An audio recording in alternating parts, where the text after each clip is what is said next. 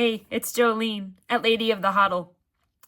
Most scientists and people today are like men who have seen 1,000 trees, but never the forest. Albert Einstein said, quote, "A knowledge of the historical and philosophical background gives that kind of independence from the prejudices of his generation from which most scientists are suffering," end quote. Remember from my preface that the goal of OPAR and here Christian objectivism is to show you the forest, the full system of the philosophy. Then when you know the whole philosophy, you can then judge the individual trees. And a reminder, the goal of this video series is to teach you the foundations of knowledge, to teach you how to reason and to judge for yourself. In our previous lesson, we talked about entities, the things that are perceived. And every entity has its own identity, its own characteristics, its own nature. And every entity can act. And that's the law of causality, where an entity or thing acts according to its nature or in a certain way. And then we also talked about the primacy of existence over consciousness, which reality exists apart and independent of you, and you perceive what is. So, in this lesson, we're going to talk about Christian metaphysics. So let's get started. Hello, welcome to Lesson 3 of Christian objectivism. In this video today, we're going to talk about Christian metaphysics. Metaphysics is the study of nature. And this is going to be found on pages 23 through 36. And this will conclude our study of Chapter 1. In the book, Leonard Peikoff says, quote, "The objectivist view of existence culminates in the principle that no alternative to a fact of reality is possible or imaginable. All such facts are necessary. In Ayn Rand's words, the metaphysically given is absolute," end quote. And absolute as in true. Given and it's true. So the metaphysically given is that which is in existence. And this is in contrast or separate from, different than man-made facts. So I made a little chart here to kind of explain the two ideas. So metaphysically given is it is and it's true. And something that is like the solar system, right? It is. And that's not something you can choose or not choose. It is. So man-made things are things that you can choose. You can make a satellite. So metaphysically given, that which exists is the solar system, and then man-made satellites. Another metaphysically given thing is man's life requires food. That is just true given reality. Something that includes man-made choice is choosing not to eat. You can choose not to eat. You can choose to starve. You can choose to fast. You can choose to eat or not eat. And then another metaphysically given example is the law of gravity. It's part of our nature, of our world, and a man-made different example is laws of the court. These are things that can be chosen or made and aren't just given and to be true. So if you remember from our previous studies, we talked about existence, and existence is that which is. It is. And every it is or entity has identity, the law of identity. It has its characteristics and it has its nature. And then you have the law of causality, where certain entities act in a certain way, cause and effect. They act. And then we talked about the primacy of existence, and that means that existence is independent of your consciousness, independent of your beliefs and feelings and what you want it to be. So to say that no alternative is possible means it's absolute. Reality is real, and that is what's true. So again, absolute means it's necessary given existence, and it's unchangeable. So like, for example, a tree. A tree, you can change form, you can turn it into something new, but you can't make a tree not a tree. You can't say, here's a tree, and then it's going to be not a tree. It is a tree, and that's the fact of reality. So a fact is necessary, and you know it's necessary because its non-existence would be a contradiction, and there's no contradiction in rationality. A man-made fact is a choice. It didn't have to be. It's not necessary for life or for reason or for reality. There's a really good quote by Francis Bacon, and he said, quote, "Nature, to be commanded, must be obeyed," end quote. So the metaphysically given, the facts of reality, are things that you have to work under. You can, again, take something and create with it, but you can't take something and make it something that it's not. Then that would be changing its identity. It'd be a totally different thing and against its nature. So again, man can be creative and do things, but it has to submit to the metaphysically given. It has to submit to what actually is reality. There's another good quote. Quote, "The metaphysically given," writes Ayn Rand, "cannot be true or false. It simply is. And man determines the truth or falsehood of his judgments by whether they correspond or contradict the facts of reality. The metaphysically given cannot be right or wrong. It is the standard of right or wrong by which a rational man judges his goals, his values, and his choices," end quote. So in other words, man is bound by the facts of reality, but they can change circumstances and they can get creative and they can do new things with reality. But even in that, they have to obey reality. Like again, the tree, right? You can't take a tree and make it something else, not a tree. The things that you make from a tree still have to obey the reality and can't be something that is a contradiction. So again, like a solar system, is it true or false? That doesn't make sense. It's not right or wrong. It is what it is. A satellite, you could make a good satellite, you can make a bad satellite, one that works, one that doesn't. Hopefully you're not defying any laws of nature by making a satellite.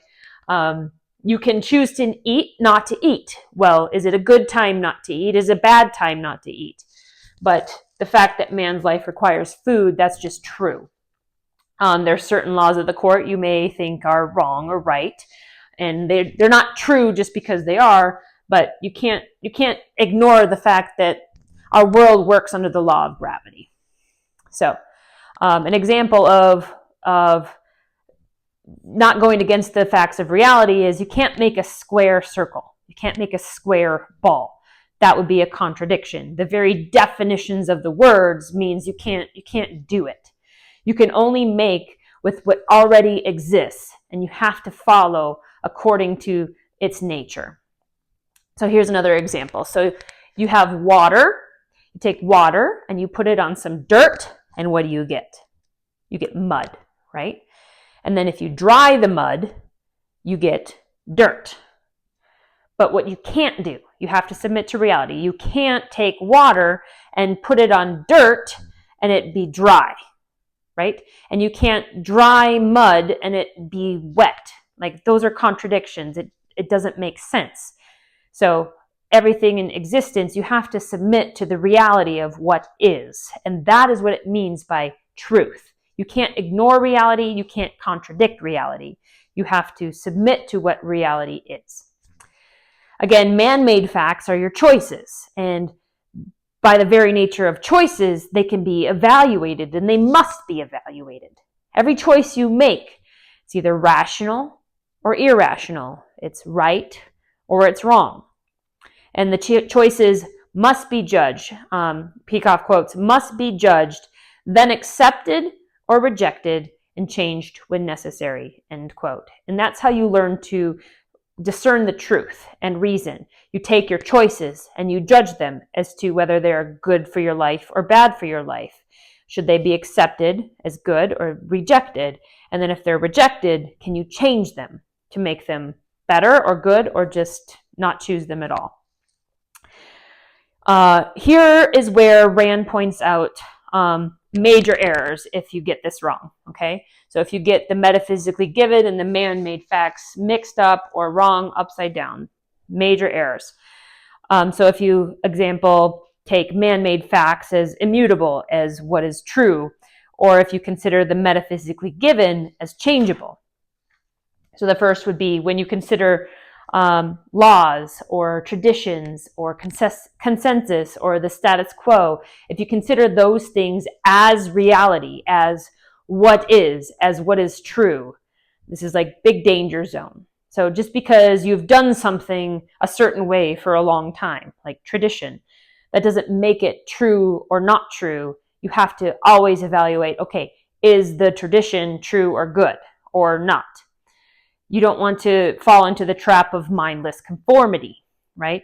And it's especially dangerous when you consider, if you think this way, oh, because so many people do it, therefore it's true. It doesn't matter how many people do something or choose something. It matters if what it is true or not, right? Another mistake, again, is if you consider the metaphysically given as changeable. It is not necessarily true or false, or thinking that it could be true or false rather than just it is. Then you fall into the trap of rewriting reality, but you can't do that. That's a contradiction. So a really good example of trying to change the metaphysically given is in our world today. So there are male and there is female, right? And each male and femaleness has its own identity. And it's obvious, right? If you think about it for just a second, male and female are distinct, and it's obvious what male and female is. Okay, so we have different man-made words that show this, and it shows the reality of this, that there's a distinction between male and female. Like it's not made up. There's king and there's queen. There's brother and there's sister. There's hombre and mujer, right? Different languages have different words for what male and female is. You have waiter, you have waitress, you have a bull, you have a cow, and countless other examples, right? The very nature of our language shows that there is a distinction between male and female. And my husband would also add that AI has learned to differentiate between male and female, and it can represent it even mathematically, which is just proof that it's real, that there is a distinction between male and female. And to think otherwise, to think that that's either true or false, like, again, danger zone. Like, it's a metaphysically given. It's obvious. Look at the bodies. Consider the identity of male and female. All right, next is I wanted to point out sort of where Rand goes into some errors in this chapter, because she's reasoning, right, that there is no God, that there is no heaven, that she said, quote, nothing is possible except for what is actual. And she's using that as an argument against God, heaven, and what she says supernatural. I talked with my husband about this, and like, remember how I told you before, God, what she doesn't realize is that God is existence, is reality, and he's his own consciousness within that, right? He's just he just has his own identity, and just because he's different than everything else in existence doesn't mean then he doesn't exist, right? And my husband pointed out supernatural is just it's a poor word. The Bible talks about what's spiritual, and whatever is spiritual is nothing contrary to reality or what was made.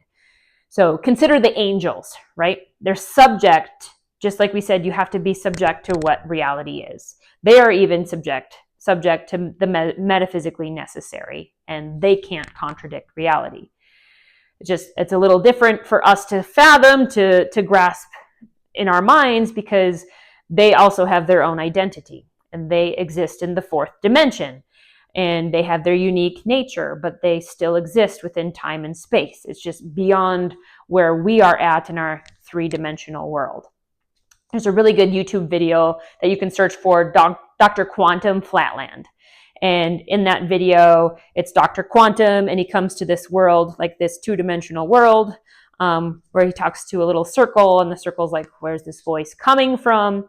But just because he's outside of it doesn't mean then he doesn't exist. It's just the two-dimensional circle can't fathom a three-dimensional world. And then he takes out the circle and shows her how she can be in a three-dimensional world.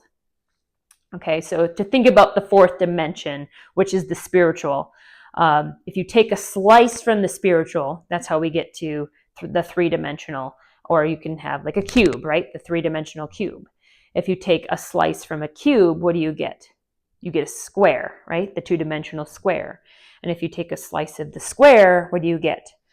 a line. And then if you take a line and slice it, you get a point, right? So we live in a slice of the fourth dimension, and that's the volume, the world of volume, or three dimensions. And we just have not yet experienced what it's like to be in the fourth dimension, but that doesn't mean it's not real, right?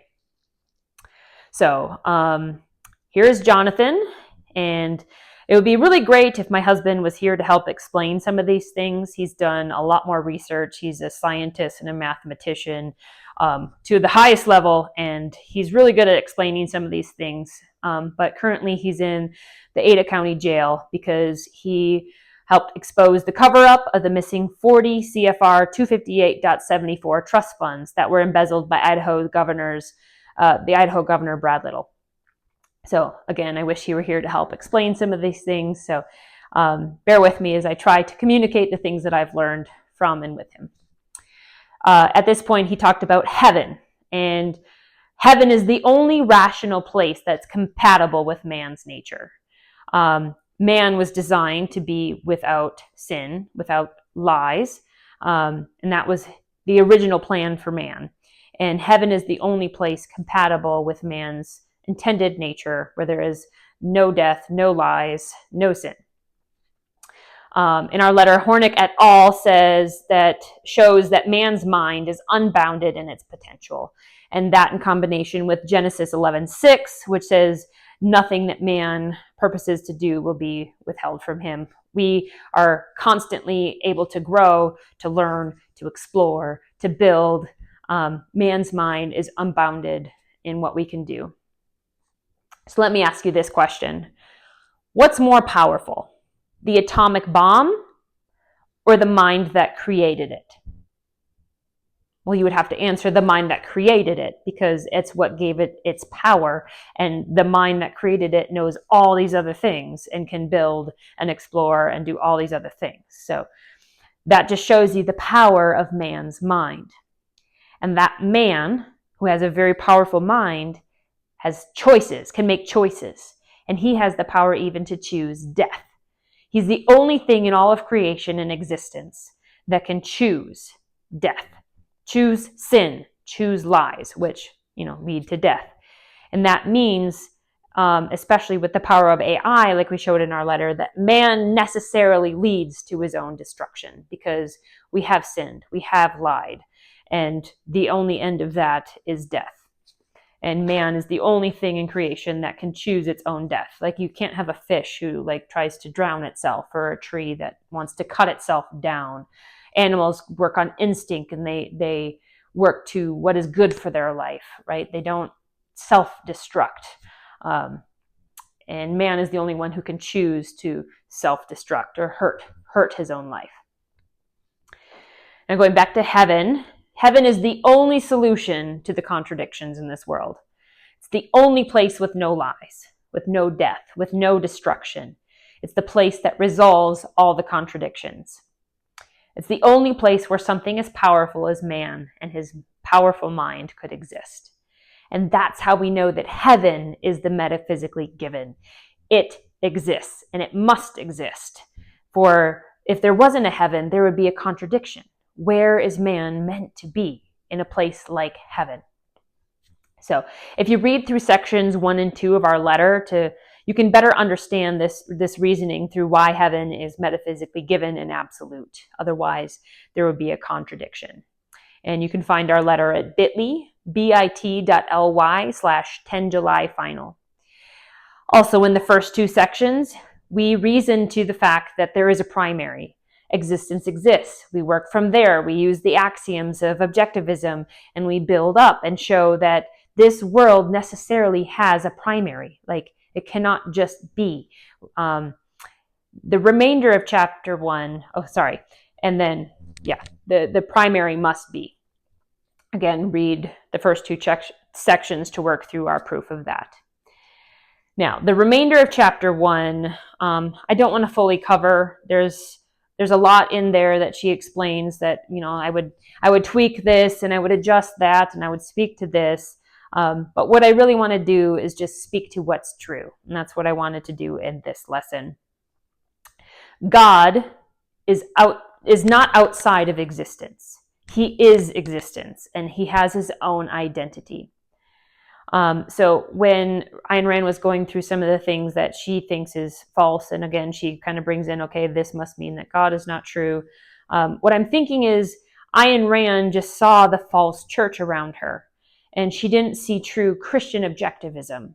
She saw all the lies of the false church and came to the wrong conclusion. She's like, well, I know all this is true. The metaphysically given is true from the axioms, and I've built this philosophy, reasoned through this philosophy. But she saw the false church around her and lies, and I'm like, well, that God must not be true. What she missed is that, yes, there is a real God, and he is the real God of this existence, of this nature. So I agree with her, though, that we are to be integrated. There's no mind and body separation. The mind, the body, and I would argue the spirit is meant to be a whole integration. And there can be no conflict or contradiction in that. If your mind is conflicting with your heart, with your body, those are contradictions, and you need to change that. You need to root out the lies, and you need to align with reality. You can't hold contradictions, otherwise you're not living in reality, and that is what it really means to choose death. To choose those lies is to choose death, and that is against your life and not true to how man should act according to his nature. Okay, so Christian objectivism starts with the foundation of the axioms, and then we've been building up from there. God created existence, the existence that we see and know, and that is evidence of the truth, because creation just points right back to him. Once you understand all the principles of Christian objectivism, when you look at nature around you, when you look at existence, it like screams his name. That's why when the Bible talks about even the rocks cry out, like you can see his hand in creation all over the place, and it makes sense with who he is. So, in summary, today we talked about the metaphysically given versus man-made facts. The metaphysically given is what is. It is the standard of what is true. And then man-made facts are those choices, and those choices must be evaluated as to whether they're good or bad for your life, rational, irrational, true or false. And there can be no contradiction in anything of your thinking, anything in reality. If you contradict, that is dangerous for you. And then we also talked about the rationality of heaven and how heaven is the metaphysically given. To not have heaven would be a contradiction. And we also showed a little bit more about how reason leads to the primary, the one true God. Thank you for watching today's lesson. I'll look forward to seeing you next time.